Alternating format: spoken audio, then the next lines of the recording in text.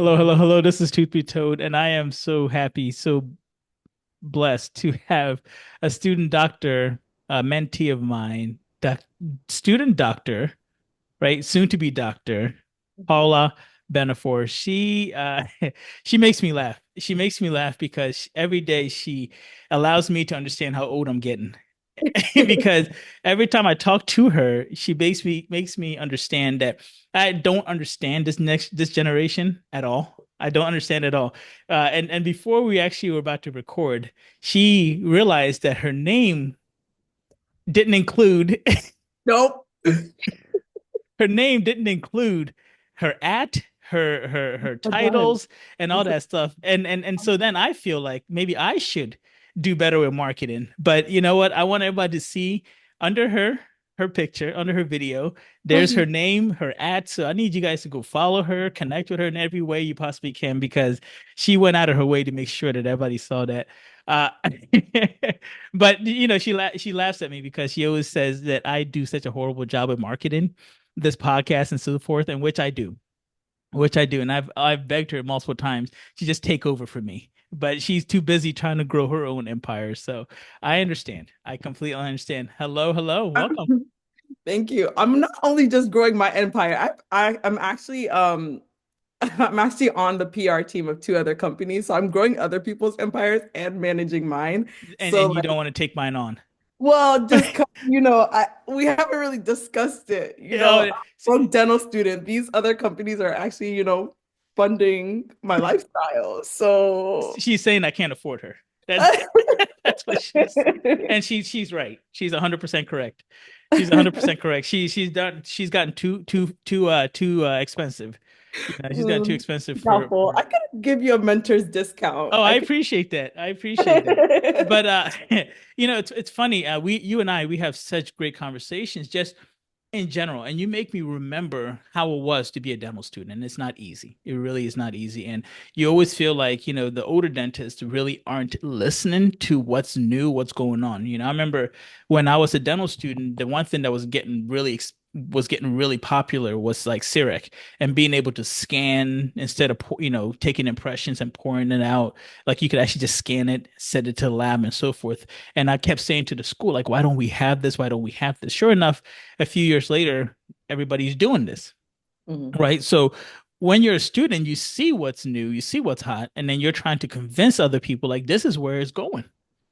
Yeah. And the problem is a lot of us dentists, we're hard-headed and we don't listen. We think we know better, Hmm. right? Us older dentists, we think we know better. And so when you called because you had actually listened to, and I'm going to actually probably say you're probably our number one fan, but you listened to the podcast like two or three times. I think you listened to it like 5 minutes after I posted it, Hmm. right? And then you listen to it again.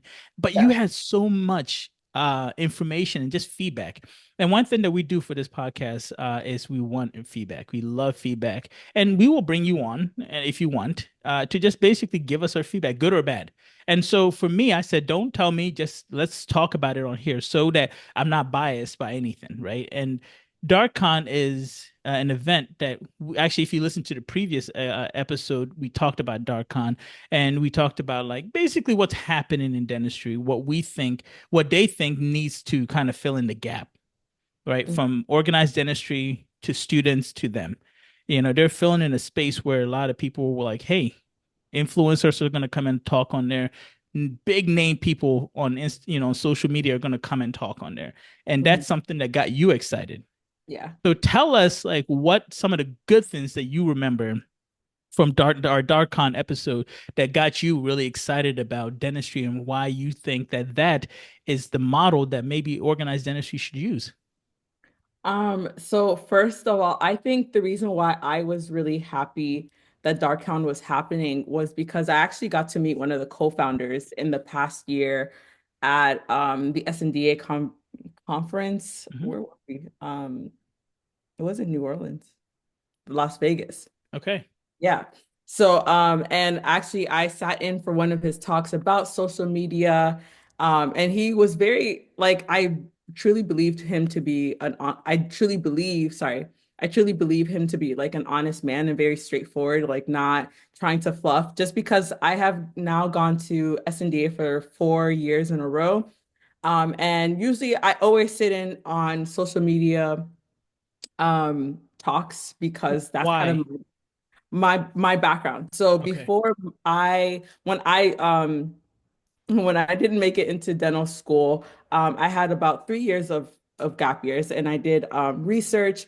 I moved from Kentucky to California, and I did mainly research from a research project that I started at Caltech, and I was in UC Davis.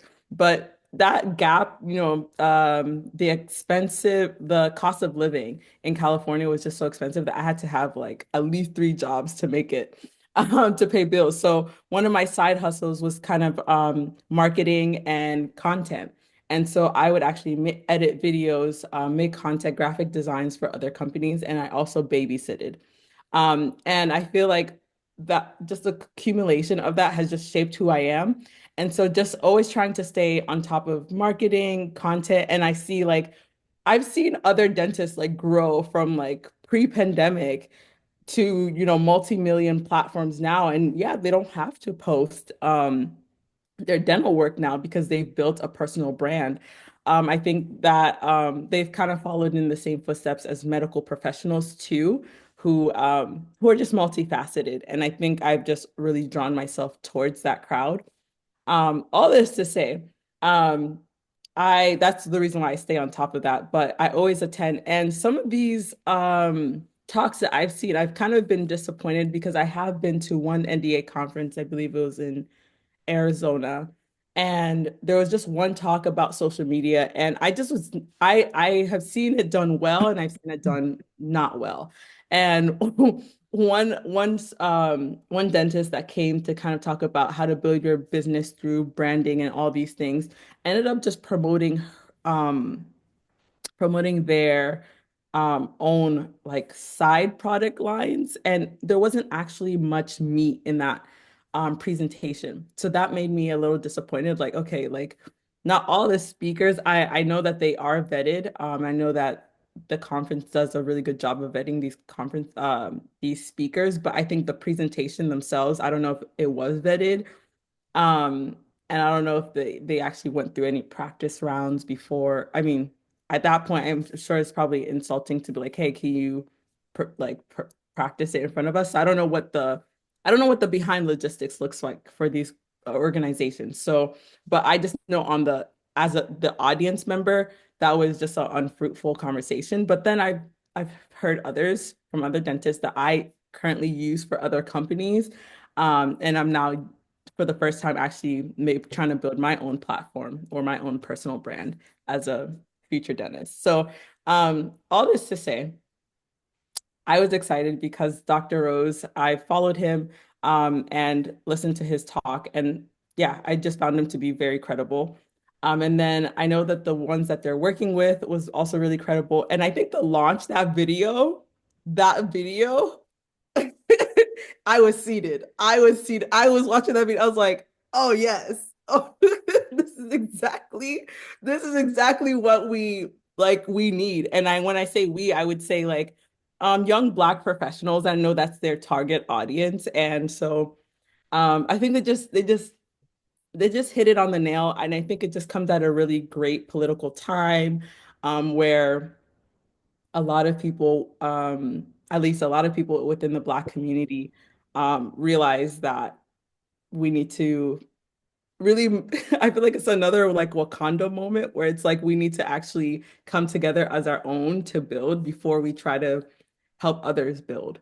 And I think we can definitely do both at the same time, but this one is just that moment where we are focusing on ourselves and spreading that resource around. So Right. yeah, I was like, this is just exactly, I feel like someone heard us. Well, okay, let's break that down. First, you Yeah. said that the dentists, who are becoming influencers aren't now they don't really post about dental stuff, Mm, right? And one thing that I find to be very dangerous is when somebody who's much of an expert in one field wants to dabble in other fields. that they're not experts in? Like, how are you benefiting anybody by doing that? So, how are dentists who aren't posting their dental work or dental related topics beneficial for your generation? I I think what's beneficial, just from like if I were to take a step back, okay, Yeah. so they're not posting, okay, they may not be posting their veneer cases, or maybe they don't post it as frequently, which I would say. Maybe it's mixed in there. It's not like a whole page where you see top to bottom cases, cases, cases.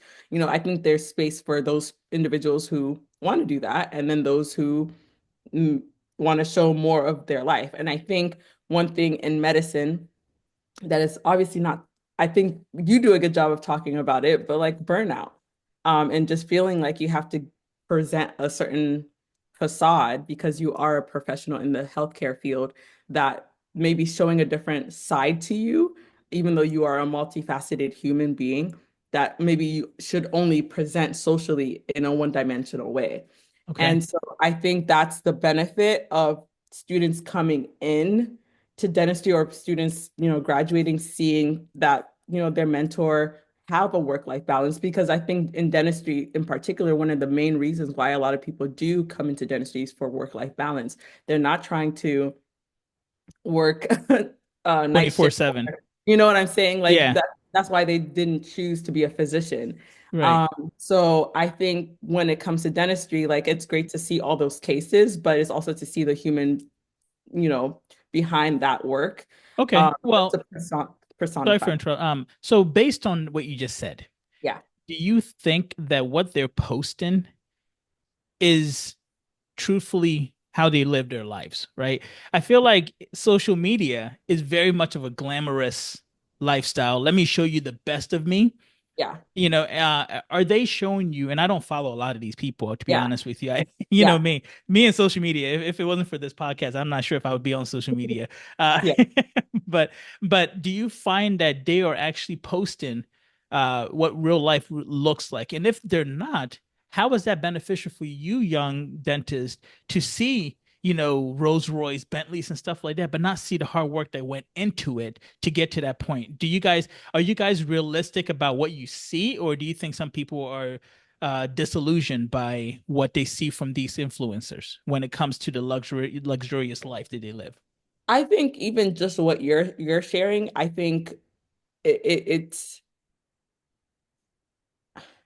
I would say in 2025, coming just right out of 2024, we have seen a shift from, there are content for sure that, talk about wealth and all these things. But if we're talking about the audience of who would be DARKCon Hmm. specifically, Hmm. I don't think, from what I've seen, and I follow a lot of Black dentists, Hmm. but I don't see the majority of them flaunting what would Got be you. wealth. Got you. Okay. And I think a lot of them are, I feel like a lot of them are honest that a lot of their content doesn't match, like, I would say, the overarching dental community of content where it's all about maybe having a practice here in the US and then going to Dubai and then coming back and forth and Right. all this other stuff that are in other communities. I would say if we're talking about what I have trained my algorithm to be, which I know that the conversation has really shifted in 2024, like training the algorithm to actually reflect what you actually want to see. So if you want to see a dentist that's like flexing, their own private jets and da da da, da, sure. But I think with the new introduction, not well for you, probably is new, but with the introduction of TikTok, where That was shade. That was shade. You see how she where makes me feel, everybody? Go ahead. with the introduction of TikTok, where we do there is just like a unveiling of lifestyles of like this is my day-to-day of what it looks like. I feel like a lot of dentists are being responsible like about like their process of making startups and like what it looks like in a day. And I think it's unveiling that wealth lens, I would say, that may attract other people into this career. And so I've seen a lot of content where a lot of dentists, Black dentists, talk about burnout or like dissatisfaction with the field. what they're doing. And I've seen like the same speakers who are on this panel for DARKCon like affirm that type of content. Um, so I would say like it's shifting. It's not all, maybe in 2000s it was like that, but the 2020s have just not started off that way. And it could be a post-pandemic thing too, where people are trying to be more transparent about um or trying to be maybe more relatable as well to their Got you. audience, which is Okay. why yeah, there's a shift. Okay. So, on the episode we talked to Darkon, and one thing that I kept harping on, and people really gave me a hard time about this, but I was like, I need to understand this. And speaking as a Ghanaian man, we're sometimes known as being cheap. And Yeah, so you are not beating those cheap allegations. at all, I'm actually very proud of that. I'm actually very happy to be cheap. But when we talked to the co-founders, I mentioned how pricey DarkCon was, which was Mhm. $1,000 Mm, basically before a certain point. Then it went to, I think it was like 11 or $1,200, yeah. and then the most was about almost $4,000. It was like $3,000 something. And I was Mhm. like, that's expensive. And I kept asking them, like, what are their audience? Like, Mhm. because clearly to me, being a dental student, how could you possibly afford this? Mhm. And then being a new grad, how can you afford this? You Mhm. know, and one of them made a mention to how that's not really their audience gauge. Their Mhm. audience is kind of like in the middle. Mhm. And so my question for you as a student who was actually very excited about going and may still want to go, Mhm. how did that financial burden kind of come across to you and your friends when you talk to them? Yeah. Hmm. I would say, I think when me and my friends started discussing this, it was probably just like when that first video came out, and it was like, yeah, we're definitely going to figure out how to go. And then I think that's when we then went on the page, and I'm really just trying. I thought I had it pulled up of just like how to register now. Okay. Yeah, of just like what it took to register. And the individuals I spoke to, their backgrounds were they're going to be recent grads this upcoming year or going into residency. And the type of residencies they're going into are either GPRs, AGDs, or ortho. Um, or some of them are trying to look for jobs at DSOs and such. And the early bird, I think, is something that's very manageable if they can pull it off before the end of the month. But as things gets very pricey, um, I think that it's definitely going to start. Like I think they're doing a good job of spreading the word, but I think by the time most people hear about this or have the financial aid to cover this, it will probably be when it's regular general admissions, where it's 1.2. And I don't That's know if that, that's 1,200. Not yeah. when you say Oh, 1.2, I'm thinking million. No, no, no. It's oh, okay. Sorry. Not 1,200. all of us think in millions, Dr. Walt. Okay. Some of us are still in the hundreds. Okay. So 1.3 thousand. But all this to say, um, all this to say, yeah, I'm sure like maybe those who are in residency who are maybe getting a stipend can afford this. It hasn't been advertised to me yet, and I have yet to really hear a response about what it looks like if there are maybe dental students who would like to volunteer. But once again, I know SNDA and NDA was brought up in the conversation. Mhm. And I don't know if like, I don't think SNDA in particular is the audience once again, or maybe one of maybe their sub niche like target demographics because I can't fully say I can't fully say that any dental student is able to be there for this price. But I don't know people's pockets. I don't know what their loans look like. I know that people spend their loans to, go to Dubai and etc. So like if there's a will, there's a way. Right. But I think for me, when I saw this and I saw that I heard there was going to be a VIP, I was like, oh, I want to definitely do VIP. Of And course. then I was just like, Okay. Well, they said that the VIP would actually pay for itself tenfold, Mm. right? So based on that, did that make you as a student, soon to be graduate, did that make you now say, okay, well, I'm willing to pay for that? Because a lot of people say you gotta pay in order to kind of expand your future, in order to, get yourself to that next level, right? You got to pay for these classes. Yeah, and so I think that's for me when I reached out to you because I was Mhm. like, you know what? A girl can budget. A girl knows how to budget. Very true. So I can definitely pull that off. But should I?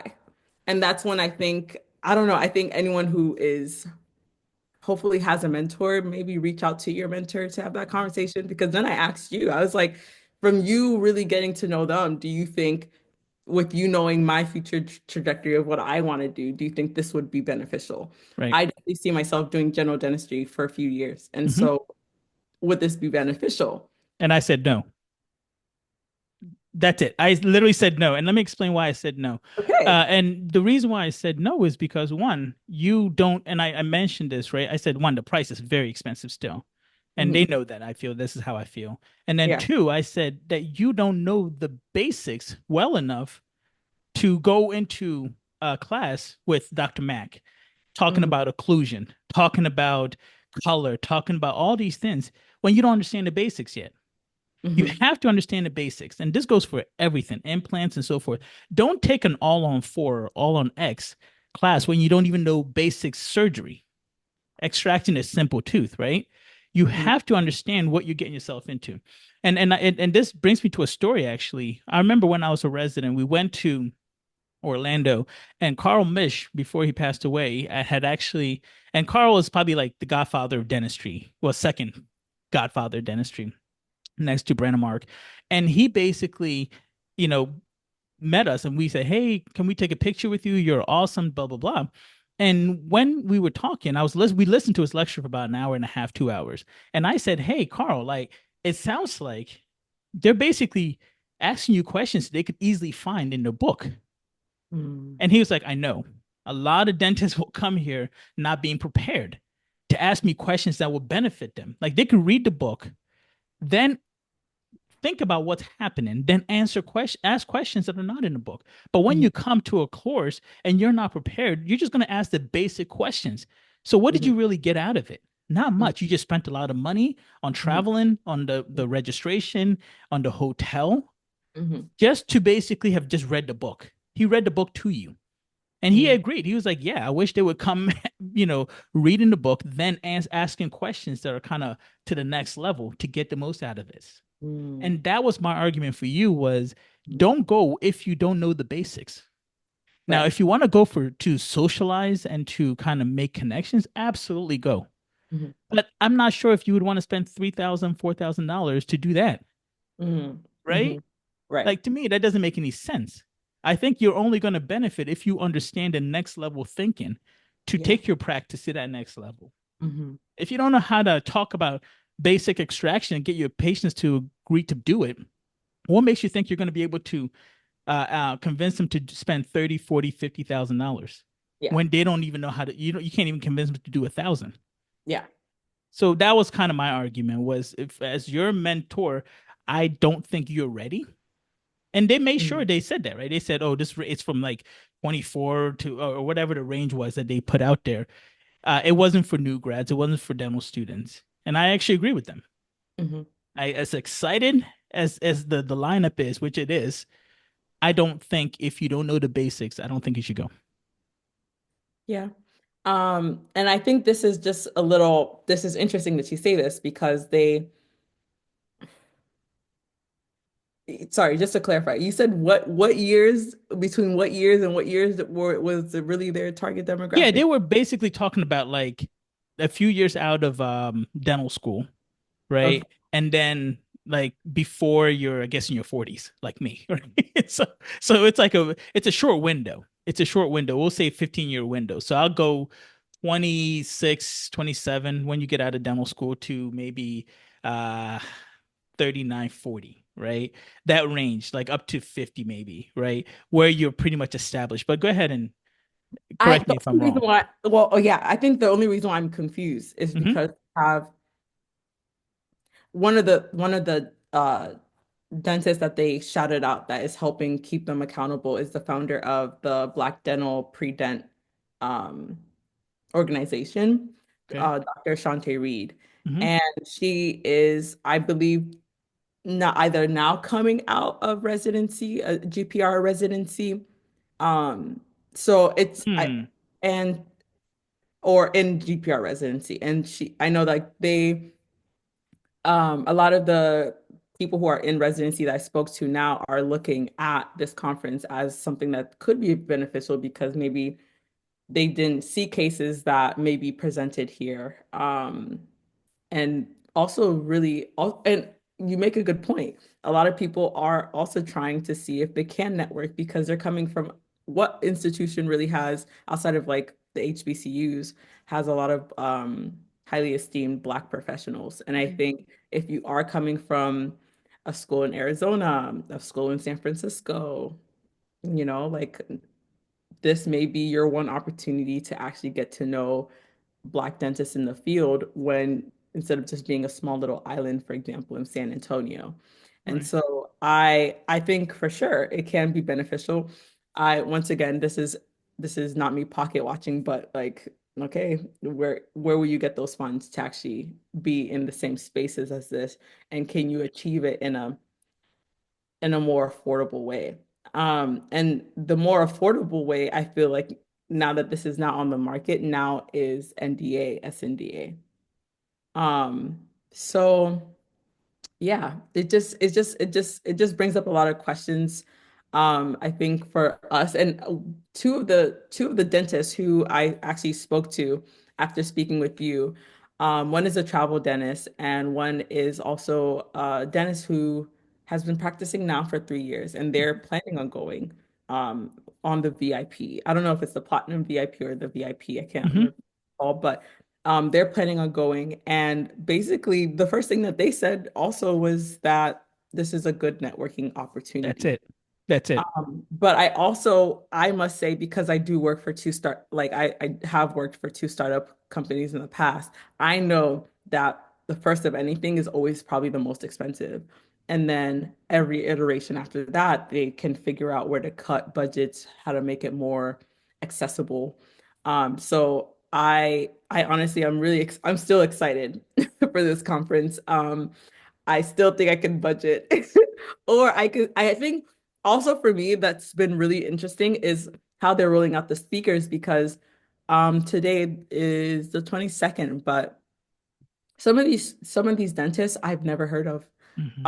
So it's actually been nice for me to see like, okay, I just will go on what platform, whatever platform they have already to get to know them and see if there is a way to make a connection. Because also at conferences at large with how like scheduled this is, I don't know how much like I don't know how much networking you really can do of like personal time. Well, And I that's why they're doing the VIP, platinum VIP, is you actually get to network with them by going to dinner or something along that line. Yeah, but even in most cases, like I've gone to other dinners with Hmm. dentists or even any other conference, you're seated at a certain table, right? Oh, And true.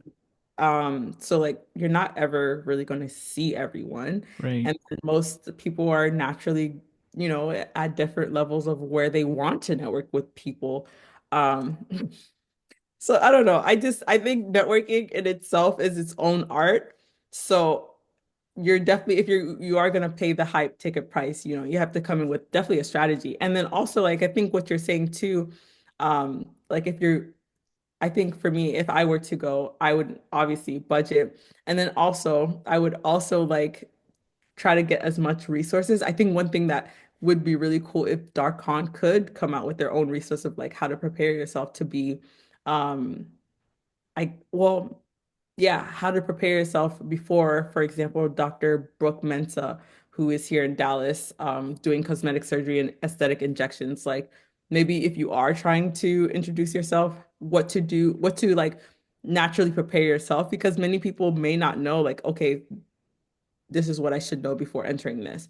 But also, like, if this is not targeted towards my demographic, I just am a little confused because my demographic is kind of like, I would say those under 35 are the ones really excited about something like this. Um, Right. And that's kind of the confusing part for me too, is the people that are excited about this are the ones for me. And I'm gonna just again, I'm gonna say this, when based on how I was as a student and as a resident, like we can't really afford it. So if we're excited about it but we can't go to it, then what was the point? Right? But again, I hear it. If you're just going there for networking, I think that's what you need to do. But maybe, this is an idea, Darkon. I want you to listen. We're going to give you a quick idea, and we won't even charge you for this. After somebody registers, maybe start a WhatsApp group where everybody that's on there, just including the speakers, can communicate and connect that way. So you've now added more value for people, right? What do you think? mm, I think that's a good idea. I think like for other conferences, I have seen like they've created a platform for people to mingle prior to Right. coming. I think that would be beneficial. I don't know if it should be on WhatsApp. Oh, okay. Well, you tell me what else is because WhatsApp is Um, what me and my family and everybody else I know uses. So what yeah, would you put it on? I definitely think there are just other suitable platforms, like I would say like a GroupMe or a Slack, for example, There you go. that really allow for different multiple channels and also like live conversations or live video tap-ins. So I guess See? like even after. See, free of charge. We just gave you more ideas, Darkon, because I don't even know the two you just said. That's okay. That's okay. But Okay, what's so your do you even feel like you as a because I see periodontist on here. Why are you not a speaker? well, it's not for me to ask why people don't invite me to speak on it. I'm just excited when Okay. people do invite me to speak. Okay. They're looking for something, right? I don't have followers. I don't have a lot of that stuff. And honestly, Dr. Fatima is really good. She was on the podcast. Yeah. She's very, very eloquently and was very honest and transparent. So that episode, it's probably one of my favorite episodes. You Right. know, and so she's definitely going to handle her job and do a very good job. And I think she's one of the co-founders of it, right? Mhm. But I personally don't know if DarkCon is for everybody. And when I say for everybody, I mean the specialists. I don't know if it's for endodontists. I don't know if it's for periodontists. I don't know if it's for orthodontists. Did they have any pediatric dentists speaking? Um, as of right now, no. No, Right right? Because now. it's aesthetics. So I don't know if it's for But you pediatric. see, are you so you have said this is for aesthetics. Right. And that's what they said. That's what the A in DarkCon is. Okay. Right. And so based on that, they're talking, and the people who are showing up are more aesthetically driven individuals. Right. Hmm. And so for me, I don't think it's for a lot of it, especially, but maybe, the people who are on DarkCon could come back and clarify this. But based on what I've seen so far, I Hmm. don't think a lot of specialists and a lot of specialties, even if you're black pediatric dentist, a black orthodontist, a black periodontist, whatever, I'm not sure if that and black. I know black endodontists that are like, this is not for us, have actually said that to me after I sent them the videos and showed them. They're like, yeah, this is not for us. And so that's something that, again, I think they need to come and clarify and let us know if that's exactly what it is. And if it's not, that's fine. If it's not, that's fine. But one thing that they need to do is kind of let us know what's going on, and be honest with everybody that's watching. And Hmm. if you're there just for socializing, I really think it's a great idea. I really do. I think this is an incredible opportunity to go socialize. Yeah. So this is yeah.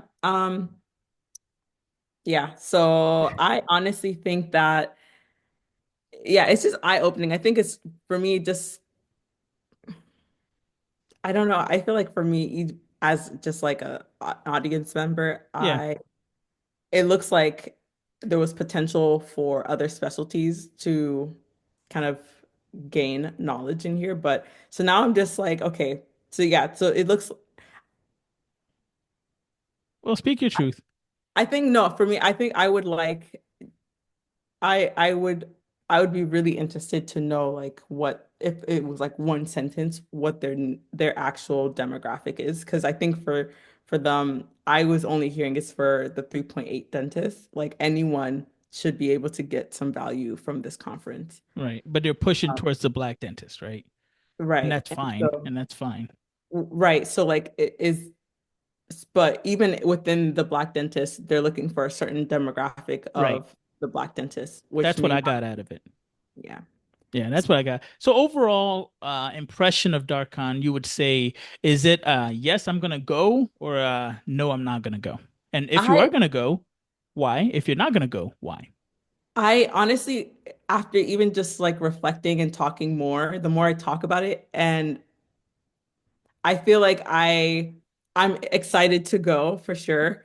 I just wonder with my career trajectory if how much value I would be getting out of this. Just even just hearing from other dentists, not only you, about like what I would need to know in order to glean as much information out of this opportunity. Um, but yeah, so I would be excited to go. Am I going? I could definitely budget for it. I honestly still feel conflicted. I feel like it's a maybe for me. It's also in a city that I often visit, so I'm just like, why not? Like I'll be there anyways. Right. Okay. So Well, that's fine. And I think that this is such an important discussion to have. I really do. I'm excited for them. yeah, I really am. I'm excited for them, but I honestly think, just like you said, and I think you said it best, the next iteration of this is probably going to be a lot better because you're going to learn from this and say, yeah. okay, well, maybe we did narrow this too much and we need to have student pricing, which I still think they should do.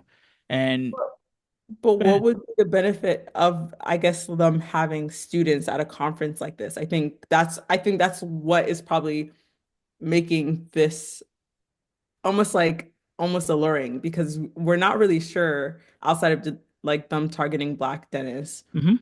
who actually is the audience. Right. But the It's reason just why I mentioned the student price and I think students should go is because they're the ones that are the most excited and the ones that follow these dental influencers. And I use that not disrespectfully, but they are influencers in dentistry. So they Mhm. follow these dental influencers, and I bet you it's a networking situation for them. They may not know what, they may not have the knowledge of what, these doctors are talking about, but they would love to probably meet them, talk to them, and they'd probably look up to them. So Yeah. why wouldn't you? Mm. Right? Why wouldn't you? Yeah, you're not going there because you're gonna get so much from, you know, uh, veneer cases and so forth. You may be like, wow, this is great to see, because that's how I was when I was a student. I was like, man, this is Yeah. incredible to see. Yeah. But at least I went there and it didn't kill my budget. Yeah. Right? At least I went there and didn't kill my budget. So Yeah. I think, and again, this is just my belief. I think that they should because these are the people that they are looking out for. These are the people that are going to come. So Yeah. imagine if they have a great experience as students when they are able to afford the VIP. That's the Mhm. first thing they're going to do because now there's value to it, Yeah. right? I Mhm. think that's what they should do. But that's just my opinion, and I'm Yeah. going to stick to it.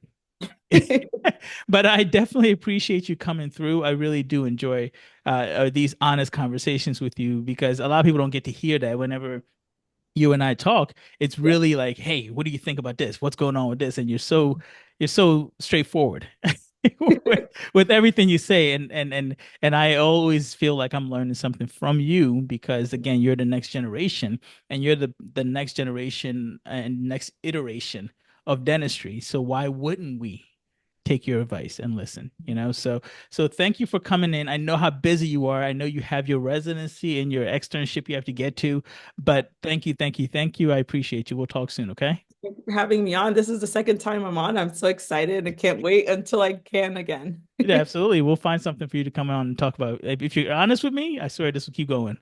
All right, thank you. Thank you for listening to this episode of Truth Be Told. The opinions on this episode are just that, our opinions. Please consult your dental professional before taking any action with your dental health.